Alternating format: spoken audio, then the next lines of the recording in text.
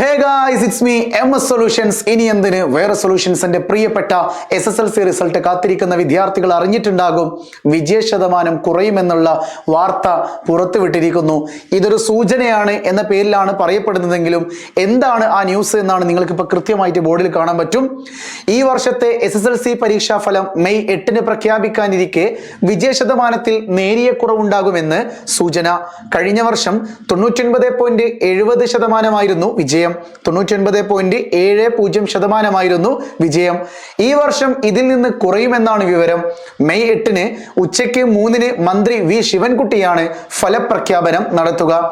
2022-ൽ 99.26% വിജയം. എല്ലാ കുട്ടികളെയും വിജയിപ്പിക്കുന്നു എന്ന ആരോപണം മുൻ വർഷങ്ങളിൽ ശക്തമായിരുന്നു. കഴിഞ്ഞ വർഷം മെയ് 19-നാണ് ഫലപ്രഖ്യാപനം നടത്തിയത്. ഇത്തവണ 11 ദിവസം മുൻപ് തന്നെ ഫലപ്രഖ്യാപനം നടത്തുകയാണ്.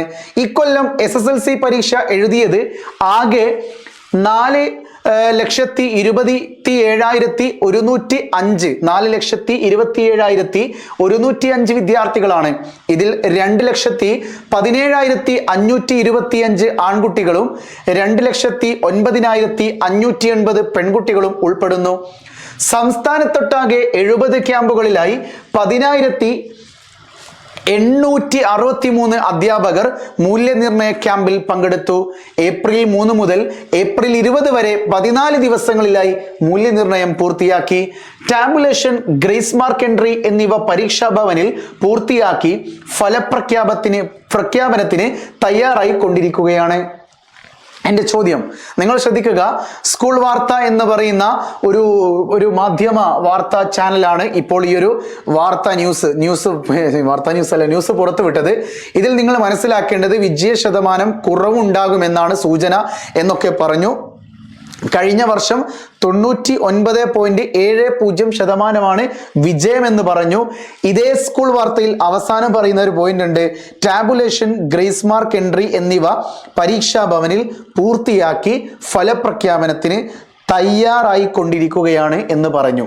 അതായത് ഫലപ്രഖ്യാപനത്തിന് തയ്യാറായിക്കൊണ്ടിരിക്കുകയാണെന്ന് പറയുമ്പോൾ ഇത് പൂർത്തിയായിട്ടില്ല എന്നാണ് അർത്ഥം, അല്ലേ? അതായത് ടാബുലേഷൻ, ഗ്രേസ് മാർക്ക് എൻട്രി എന്നിവ പൂർത്തിയാക്കി ഫലപ്രഖ്യാപനം തയ്യാറായിരിക്കുന്നു. ഒന്നുകിൽ കഴിഞ്ഞിട്ടുണ്ടാകാം, അല്ലെ ഗ്രേസ് മാർക്കിന്റെ എൻട്രിയുമായി ബന്ധപ്പെട്ടുള്ള കാര്യങ്ങളിലായിരിക്കാം, അല്ലെങ്കിൽ കഴിഞ്ഞിട്ടുണ്ടാകും. എന്താണെങ്കിലും നിങ്ങളൊരു കാര്യം മനസ്സിലാക്കേണ്ടത്, സൂചന എന്ന വാക്കിനർത്ഥം സാധ്യത തന്നെ. പക്ഷേ എന്താണ് വിജയശതമാനം കുറയും എന്ന വാക്കിന്റെ അർത്ഥം നിങ്ങൾ മനസ്സിലാക്കുക. സർ, എനിക്ക് ഫുൾ A+കളുടെ എണ്ണം കുറയുമെന്നാണോ ഇവർ പറയുന്നത്? അങ്ങനെയൊന്നും അല്ലടാ. മാത്തമാറ്റിക്കലി നിങ്ങൾക്കൊരു കാര്യം ഞാൻ പറഞ്ഞു തരാം. ഒരു സ്കൂളിൽ, ഫോർ എക്സാമ്പിൾ, ഒരു സ്കൂളിൽ 100 കുട്ടികൾ ഉണ്ടെന്ന് വിചാരിക്കുക. ഓക്കെ, അതിൽ 95 കുട്ടികൾ വിജയിച്ചു, 5 കുട്ടികൾ തോറ്റു. 95 കുട്ടികൾ വിജയിച്ചു, 5 കുട്ടികൾ തോറ്റു. അങ്ങനെയാണെങ്കിൽ ഈ സ്കൂളിൽ 95 കുട്ടികൾ എത്ര കുട്ടികളിലാണ് ജയിച്ചത്? 100 കുട്ടികളിൽ into 100, that is equal to 95%. അതായത് ഈ A എന്ന് പറയുന്ന ഒരു സ്കൂളിന്റെ വിജയശതമാനം 95%. ഇവിടെ ഒരു കാര്യം മനസ്സിലാക്കേണ്ടത്, 5 കുട്ടികൾ തോറ്റു എന്ന കാര്യമാണ് മാധ്യമ വാർത്തകൾ എന്ത് ചെയ്യുന്നത്? ഹൈലൈറ്റ് ചെയ്യുന്നത്. പക്ഷേ 95 കുട്ടികളിൽ എന്ത് റിസൾട്ട് എന്നത് ആർക്കും അറിയില്ല. മനസ്സിലായോ? ഈ 95 കുട്ടികളിൽ ചിലപ്പോൾ 63 കുട്ടികൾക്ക് ഫുൾ A+ ആയിരുന്നെങ്കിലോ, ഒരു 20 കുട്ടികൾക്ക് 9 A+ ആണെങ്കിലോ?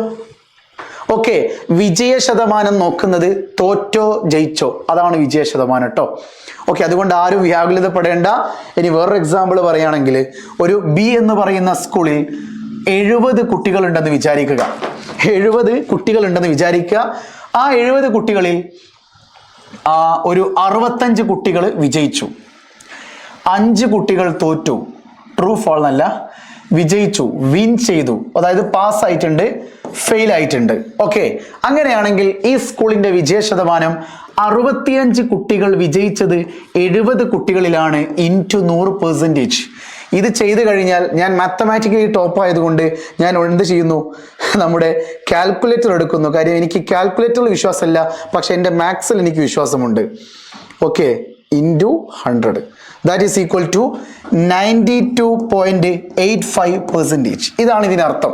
അതായത് ബി എന്ന് പറയുന്ന സ്കൂളിൽ 70 കുട്ടികളിൽ 65 കുട്ടികൾ വിജയിച്ചു, 5 കുട്ടികൾ തോറ്റു. അങ്ങനെയാണെങ്കിൽ ആ സ്കൂളിന്റെ വിജയ ശതമാനം എന്ന് പറയുന്നത് 92.85%. നിങ്ങൾ ചില ഫ്ലക്സുകളിലൊക്കെ കണ്ടിട്ടില്ലേ, കൊടുവള്ളി ഗവൺമെന്റ് ഹയർ സെക്കൻഡറി സ്കൂളിൽ 100% വിജയം എന്ന് കണ്ടിട്ടുണ്ടോ? ഒരു സ്കൂളിന്റെ പേര് പറയും, സ്കൂളിൽ 100% വിജയം. ഒരു ട്യൂഷനിൽ പോസ്റ്ററിൽ കൊടുക്കും 100% വിജയം. അതിനർത്ഥം എന്താ? ആ സ്കൂളിൽ പഠിച്ച എല്ലാ കുട്ടികളും ജയിച്ചു, അത്രേ അർത്ഥമുള്ളൂ. ഓക്കെ, ഇനി അടുത്തൊരു ക്വസ്റ്റ്യൻ, ഈ 65 കുട്ടികളിൽ എന്താണ് അവരുടെ റിസൾട്ട്? അത് പലരും അങ്ങനെ പെട്ടെന്ന് വെക്കുകയൊന്നുമില്ല. 65-ൽ ചിലപ്പോൾ ഒരു 30 കുട്ടികൾക്ക് ഫുൾ A+ ആയിരിക്കും. അറിയില്ലല്ലോ, നിങ്ങൾ ഇതല്ലേ ആഗ്രഹിക്കുന്നത്. അതുകൊണ്ട് വിജയ ശതമാനം കുറഞ്ഞു എന്ന ഒരു വാർത്ത, ഒരു സൂചനാ വാർത്ത കണ്ടിട്ട് നിങ്ങൾ എന്ത് ചെയ്യണ്ട, ടെൻഷൻ അടിക്കണ്ട. എൻ്റെ ആപ്പിൽ ജോയിൻ ചെയ്ത, നമ്മളെ മെയ് 10-ാം തീയതി ലോഞ്ച് ചെയ്യാൻ പോകുന്ന ആപ്പിൽ ലോഞ്ച് ചെയ്ത 1500ഓളം കുട്ടികൾ മാഡത്തിനോട് ചോദിച്ച ചോദ്യമാണ്, എനിക്ക് ഫുൾ A+ കിട്ടുമെന്നായിരുന്നു എൻ്റെ പ്രാർത്ഥന, കിട്ടണമെന്നായിരുന്നു എൻ്റെ പ്രാർത്ഥന. ഇപ്പോഴാണ് ഞാനൊരു ന്യൂസ് വാർത്ത കണ്ടത്, വിജയ ശതമാനം കുറയുമെന്നുള്ള ഒരു സാധ്യത പറയുന്നു. അങ്ങനെയാണെങ്കിൽ എനിക്ക് മാഡം ഫുൾ A+ കിട്ടില്ലേ എന്ന് കുട്ടികൾ ചോദിക്കുന്നിടത്ത് കുട്ടികൾ ചിന്തിക്കുന്നില്ല, മാത്തമാറ്റിക്കലി ചിന്തിക്കുന്നില്ല. നിങ്ങൾ ടെൻഷൻ ആവണ്ട. ഇതുവരെ ഫുൾ A+ എത്ര അതൊന്നും പുറത്തു വിട്ടിട്ടില്ല. അതൊക്കെ മെയ് 8-ാം തീയതി രാത്രി 3 മണിക്ക്, മെയ് 8-ാം തീയതി ഉച്ചയ്ക്ക് 3 മണിക്ക് പൊതുവിദ്യാഭ്യാസ മന്ത്രി വി ശിവൻകുട്ടി സാർ അത് പുറത്തുവിടും. ഓക്കെ, എന്തിനാ ഇങ്ങനെ ടെൻഷൻ അടിക്കുന്നേ? ഓക്കെ, ഫുൾ A+കളാണോ നമ്മുടെ വിജയം? അങ്ങനെ ഉണ്ടോ? അങ്ങനെയല്ല എന്നാണ് ഞാൻ മനസ്സിലാക്കുന്നത്. നിങ്ങൾക്ക് പല സ്റ്റോറികൾ ഇനി MS സൊല്യൂഷൻ പറഞ്ഞു തരേണ്ട ആവശ്യമില്ലല്ലോ. ഇന്ന് നീറ്റ് എക്സാം ആയിരുന്നു. ഇന്ന് നീറ്റ് എക്സാമിന് ഒരു ഫീഡ്ബാക്കിന്റെ റിവ്യൂ വരുന്നുണ്ട്. നമ്മുടെ Edu Park integrated school, MS സൊല്യൂഷൻസിന്റെ ഇൻ്റഗ്രേറ്റഡ് സ്കൂൾ ആയിട്ടുള്ള എജ്യൂ പാർക്ക് ഇൻ്റഗ്രേറ്റഡ് സ്കൂളിൽ വെച്ചിട്ട് ഇന്ന് നീറ്റ് എക്സാം കണ്ടക്ട് ചെയ്തിട്ടുണ്ടായിരുന്നു. അതിൽ എന്താ പറയുക, റിപ്പീറ്റ് ചെയ്തൊരു കുട്ടിയും വന്നു, അതുപോലെ തന്നെ +2 കഴിഞ്ഞൊരു കുട്ടിയും വന്നു. റിപ്പീറ്റ് ചെയ്തൊരു കുട്ടിക്ക് +2-ൽ ഫുൾ A+, മീൻസ് 95% എബോവ് മാർക്കുകൾ എനിക്ക് അറിയുന്ന ഒരു കുട്ടിയാണ്. റിപ്പീറ്റ് ചെയ്ത മറ്റൊരു സ്ഥാപനത്തിൽ റിപ്പീറ്റ് ചെയ്തൊരു കുട്ടിയാണ്. ആ കുട്ടിക്ക് കുറച്ച് ബയോളജിക്ക് ചെറിയ മിസ്റ്റേക്ക് വന്നിട്ടുണ്ട്, ഫിസിക്സ് കുറച്ച് ടഫ് ആയിരുന്നു. അതേ സമയത്ത് +2 കഴിഞ്ഞ ഒരു കുട്ടി, 89% മാത്രമുള്ള ഒരു കുട്ടി, അവരുടെ ആൻസർ കീ നോക്കുന്ന സമയത്ത് 600 എബോവ് മാർക്ക് ആ കുട്ടിക്ക് ഷുവർ ആണെന്നാണ് എനിക്ക് മെസ്സേജ് ചെയ്തത്. ആ കുട്ടി എൻ്റെ സ്ഥാപനത്തിൽ പഠിച്ചുകൊണ്ടിരിക്കുകയാണ്. അപ്പൊ നിങ്ങൾ മനസ്സിലാക്കേണ്ടത് A+കളല്ല പിന്നീടുള്ള സ്റ്റെപ്പുകൾ നിർണയിക്കുന്നത്. A+കളുടെ എണ്ണം കുറഞ്ഞു പോയവർക്ക് ഒരുപാട് അനുഭവങ്ങളുടെ ചരിത്രങ്ങൾ പറയുവാനുണ്ട്. A+കൾ കൂടിയവർക്ക് ഒരുപാട് താഴ്ചകളുടെ അനുഭവങ്ങളും പറയാനുണ്ട്. ഇതൊക്കെ ഞാൻ പറയുന്നതിൻ്റെ വാക്കുകൾ മനസ്സിലാക്കണമെങ്കിൽ നിങ്ങൾ എന്ത് ചെയ്യണം? സാഹിത്യത്തിൻ്റെ രൂപങ്ങളിലേക്ക് കടന്നു ചെല്ലണം. എനിക്ക് ഈ ഒരു അവസരത്തിൽ എൻ്റെ പ്രിയപ്പെട്ട ചെറുപ്പക്കാരി, എനിക്ക് നിങ്ങളോട് ഒറ്റ കാര്യം മാത്രമേ പറയാനുള്ളൂ. Quit India. It's me MS solutions. ഇനി എന്തിന് വേറെ സൊല്യൂഷൻസ്. ബൈ.